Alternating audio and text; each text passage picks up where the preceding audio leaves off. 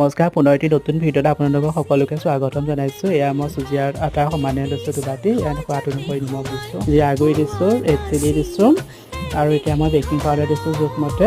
এতিয়া কাটি থোৱা পিঁয়াজ মিহিকৈ কুটি দিছোঁ আৰু কোমলীয়া নৰসিংহ পাত দিছোঁ মিহিকৈ কুটি আৰু দুই তিনিটামান জলকীয়া দিছোঁ আৰু 2-3টামান মান ধনিয়া পাতো দিছোঁ মিহিকৈ কুটি।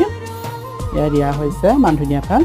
এতিয়া পানী আপোনালোকে এনেকৈ দি থাকিব, একেবাৰতে নিদিব, ভালকৈ ধুনীয়াকৈ মিক্স কৰি পেলাই লৰাই বগাই লৈছোঁ। প্ৰায় 15-20 মিনিটমান তেল ৰাখি থৈছোঁ, চাওক কিমান ধুনীয়া হৈছে। আৰু ইয়াৰ জোখমতে তেল দিছোঁ, এতিয়া মই 1 চামুচকৈ দি গৈছোঁ, পকৰি হিচাপেও বনাব পাৰি। এয়া মই এতিয়া 1 চামুচকৈ মই পিঠাটো বনাইছোঁ। এতিয়া মই লাহে লাহেকৈ লুটি কৰি দিছোঁ।